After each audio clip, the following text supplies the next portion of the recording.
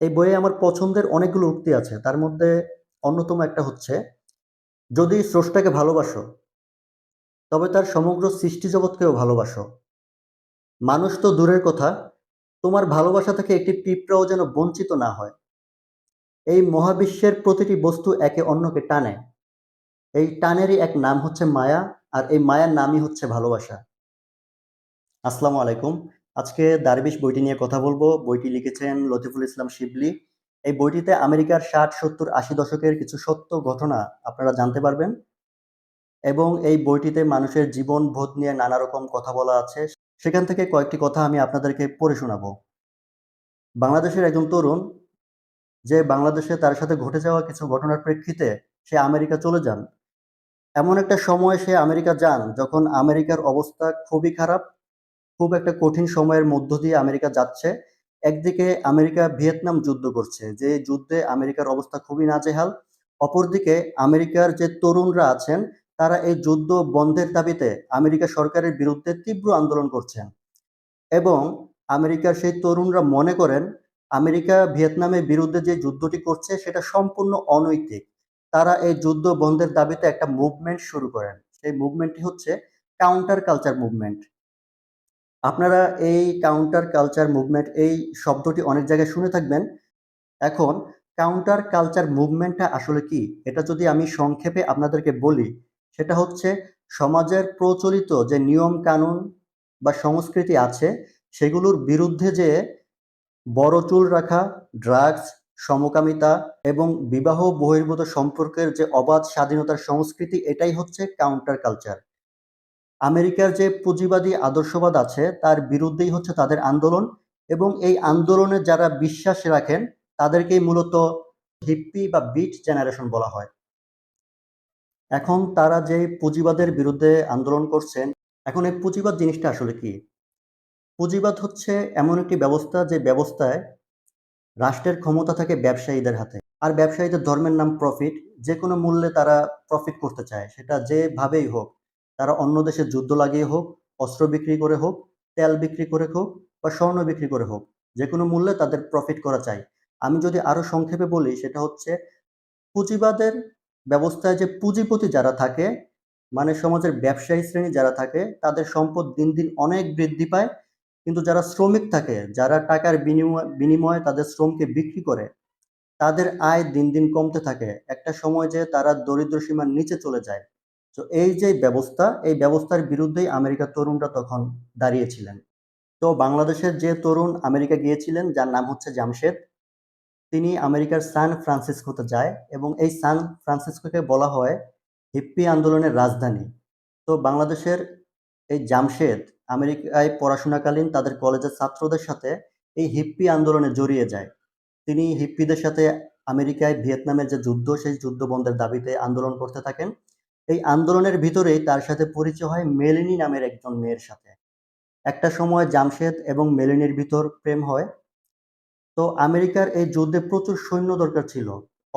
America ভিয়েতনামের যুদ্ধে ৫৮,০০০ সৈন্য মারা যায় এবং লক্ষ লক্ষ সৈন্য আহত হয়। সেখানে সৈন্যর চাহিদা মেটানোর জন্য আমেরিকান সরকার একটি ড্রাফট পদ্ধতি চালু করেন। যেই পদ্ধতিতে প্রতি মাসে ৪০,০০০ গ্রাজুয়েট তরুণদের যুদ্ধে যেতে বাধ্য করে এবং এই ড্রাফট থেকে বাঁচার জন্য আমেরিকার স্টুডেন্টরা তখন কানাডায় পালিয়ে যেতে থাকে এবং বিভিন্ন জায়গায় পালিয়ে যেতে থাকে। যারা যুদ্ধে যেতে চায় না, তাদের বিরুদ্ধে গ্রেফতারি পরোয়ানা জারি হয়, তাদেরকে জরিমানা করা হয়, জেল দেওয়া হয়। একটা সময় মেলিনির নামেও ড্রাফট চলে আসে। তখন মেলিনি যেহেতু এই যুদ্ধ বন্ধের যে আন্দোলন, এই আন্দোলনের খুবই অগ্রভাগের একজন মানুষ, মেলিনি একটা অভিনব কায়দায় এর প্রতিবাদ জানায়। সে একটি বিশাল জনসমাবেশ চলছিল, সেখানে যে ড্রাফটটি পুড়িয়ে ফেলে। তো এই পর্যন্ত বিষয়টা খুবই স্বাভাবিক ছিল। তো আমেরিকান গোয়েন্দা সংস্থা এই মেলেনির ব্যাপারে যখন খোঁজখবর নেয়, তখন জানতে পারে যে মেলেনি আমেরিকার ভেতরে যুদ্ধবিরোধী যে আন্দোলন হচ্ছে, এই আন্দোলনের একজন অগ্রভাগের মানুষ এবং বিভিন্ন শহরের সমাজতান্ত্রিক চেতনা যারা লালন করেন, তারাও তো আন্দোলন করছিলেন। তাদের সাথেও মেলেনির একটি যোগসূত্র আছে। তো আমেরিকান সরকার মেলেনিকে একজন রাশিয়ান স্পাই হিসাবে ঘোষণা করেন। এই মেলেনি নামের মেয়েটিকে গ্রেফতার করার জন্য তখন আমেরিকার গোয়েন্দা সংস্থা সহ সকল বাহিনী উঠে পড়ে লাগে। পুরো শহরের সিকিউরিটি ব্যবস্থা অনেক টাইট করা হয় এবং যেহেতু আমেরিকান তরুণরা কানাডা পালিয়ে যেত তাদের নামে ড্রাফট হলে, তো কানাডার বর্ডারের যে সিকিউরিটি সেটাও অনেক বাড়িয়ে দেওয়া হলো। তো মেলেনিকে তো এখন পালিয়ে বেড়াতে হবে, তবে জামশেদ মেলেনিকে একা ছাড়বেন না। জামশেদ সিদ্ধান্ত নিলেন সে আর মেলেনি একসাথে পালাবে। তো এখান থেকেই তাদের যেই বোহেমিয়ান জীবন সেটা শুরু হয়। তারা ভাবলেন যে সচরাচর সবাই তো কানাডার বর্ডার দিয়ে পালিয়ে যায়, তো কানাডার বর্ডার অনেক হাই সিকিউরিটি থাকবে। তারা সিদ্ধান্ত নিলেন তারা কানাডা না গিয়ে তারা মেক্সিকো বর্ডার দিয়ে মেক্সিকো চলে যাবেন। তো সান ফ্রান্সিসকো থেকে মেক্সিকোর যে দূরত্ব, সেই দূরত্বের মাঝখানে অনেক চেকপোস্ট আছে। মেলেনি যেহেতু এই হিপ্পিদের আন্দোলনের একজন অগ্রভাগের মানুষ ছিল, তো বিভিন্ন শহরের হিপ্পি আন্দোলনের যারা নেতা ছিলেন তারা মেলেনিকে চিনতেন, অনেক শ্রদ্ধা করতেন। বিভিন্ন শহরের হিপ্পিদের যে নেতা ছিল তাদের মাধ্যমে মেলেনি এবং জামশেদ মেক্সিকান বর্ডার পর্যন্ত যেতে পারে। সেখানে একজন ড্রাগস ব্যবসায়ী, কারণ হিপ্পিরা তো যেহেতু অনেক বেশি ড্রাগস কনজিউম করত, তো ড্রাগস ব্যবসায়ীদের সাথে তাদের একটা সখ্যতা ছিল। তো তাদের মাধ্যমে যখন মেক্সিকার বর্ডার পার হবে, তখন মেলিনিকে পার করে দিতে পারলেও জামশেদ বর্ডার পার করতে পারে না। জামশেদ বর্ডার পেট্রোল বাহিনীর হাতে গ্রেফতার হন। গ্রেফতারের পর আইন শৃঙ্খলা বাহিনীর কাছে জামশেদ সব রকম সত্য ঘটনা বলেন যে আমরা আসলে দেশ বিরোধী কেউ না, আমরা এই যুদ্ধ বন্ধের দাবিতে আন্দোলন করছিলাম। আর মেলিনির বিরুদ্ধে যে এলিগেশন আনা হয়েছে যে মেলিনি একজন রাশিয়ান স্পাই, এটা সম্পূর্ণ মিথ্যা ছিল। কিন্তু সে তার কথার পক্ষে কোনো প্রমাণ দেখাতে পারেনি এবং তার বিরুদ্ধে এখন অভিযোগটা হচ্ছে সে একজন রাশিয়ান স্পাইকে আমেরিকা থেকে পালিয়ে যেতে সাহায্য করেছে। এই অপরাধে তার ৭ বছরের জেল হয়। ৭ বছর জেল খেটে যখন জামশেদ জেল থেকে বের হন তার পকেটে শুধু $১০০ ছিল। কিন্তু তার উদ্দেশ্য হচ্ছে এখন মেলেনিকে খুঁজে বের করা, কারণ মেলেনির গর্ভে জামশেদের সন্তান ছিল। সে যে কোনো মূল্যে মেলেনিকে খুঁজে পেতে চায়। আর মেলেনিকে খোঁজার জন্য এবং সার্ভাইভ করার জন্য তার দরকার ছিল টাকা। সে বিভিন্ন জায়গায় যেয়ে বিভিন্ন কাজকর্ম খুঁজে, বিভিন্ন রেস্টুরেন্টে, বিভিন্ন কারখানায় কাজ খুঁজে, কিন্তু কাজ পায় না। একদিন একজন বৃদ্ধ লোক তাকে বলে যে তুমি তো কাজ খুঁজছো, ওইখানে একটা ক্যাসিনো আছে, ওইখানে যাও, ওরা হয়তো বা লোক নিবে। জামশেদ ওইখানে যেও কাজ পায় না, ফিরে আসে। তো জামশেদ তার পকেটে $১০০ ছিল, সেই $১০০ দিয়েই তিনি ক্যাসিনো খেলা শুরু করে। তো জামশেদের ভাগ্য ভালো ছিল, সে প্রথমে যখন লিভার টান মারে সে $১০০ বিনিময়ে তার ৬ গুণ টাকা পাওয়া শুরু করে। তো এভাবে যখন জামশেদ বেশ কয়েকবার খেলাটা খেলে, তো মেশিনের যে অ্যালগোরিদম, এই অ্যালগোরিদমটা জামশেদ বুঝতে পারে যে কখন তাকে খেলতে হবে, কতক্ষণ পর্যন্ত খেলতে হবে এবং কখন তাকে থেমে যেতে হবে। এই বিষয়টা যিনি তখন রপ্ত করতে পারেন, তিনি তখন অনেক টাকা এই জুয়োর মাধ্যমেই রোজগার করতে থাকেন। তার টাকা পয়সা নিয়ে আর কোনো সমস্যা হয় না। এখন তিনি আমেরিকার বিভিন্ন শহর এবং মেক্সিকোর বিভিন্ন শহরে যান, মেলেনিকে খুঁজেন কিন্তু খুঁজে পান না।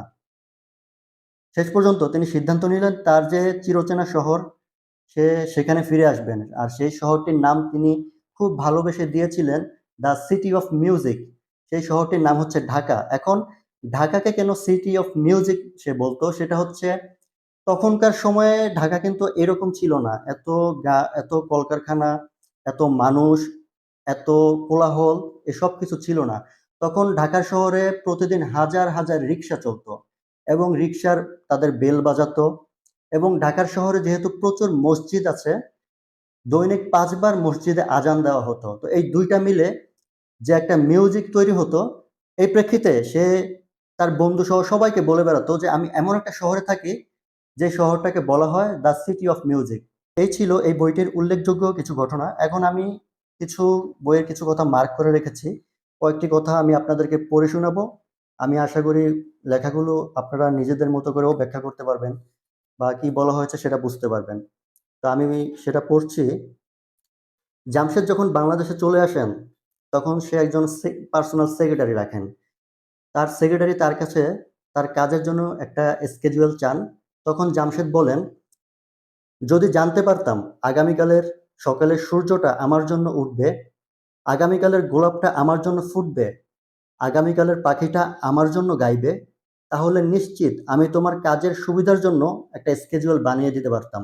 তো এখানে জামশেদ বুঝাতে চেয়েছেন যে আগামীকাল কি হবে এটা কারোই জানা নেই। যেকোনো কিছু ঘটতে পারে। আগামীকাল আমি বেঁচে থাকতে পারি, নাও থাকতে পারি। যেকোনো কিছু ঘটে যেতে পারে। তো আমি আগে থেকেই এজন্য তোমাকে তোমার কাজের জন্য কোনো schedule বানিয়ে দিতে পারছি না। তো পরের লাইনটায় যদি আমি যাই, সেটা হচ্ছে, আমার ১ স্কয়ার মিটারের মধ্যে যা কিছু আছে এর বাহিরে কোনো কিছুই আমার না। মানে আমার ১ স্কয়ারের ভিতরে যা কিছু আছে এটুকুই আমার, এর বাহিরে কিছু না। এটা হচ্ছে আমার বাসায় আমার ওয়ারড্রোব ভর্তি কাপড়-চোপড় থাকতে পারে, আমার অনেক ব্যাংকে টাকা-পয়সা থাকতে পারে। কিন্তু সেগুলো কোনো কিছুই কি আমি ভোগ করে যেতে পারবো?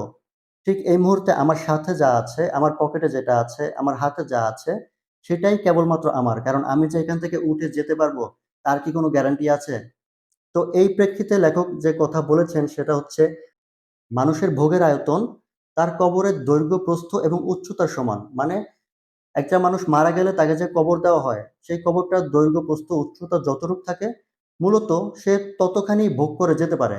আর বাকি সবকিছু তো তাকে রেখে যেতে হয়, সেগুলো সে ভোগ করে যেতে পারে না। এরপরের যে লাইনটি, এটা খুবই সুন্দর একটা লাইন। মানুষকে ক্ষমা করতে না পারলে মৃত্যুর পূর্বে এই পৃথিবীটা তার জন্য নরক হয়ে উঠবে। সুখী হতে হলে তোমাকে ক্ষমা করতে হবে। তো আপনি যদি সুখী থাকতে চান, আপনাকে মানুষকে ক্ষমা করা শিখতে হবে।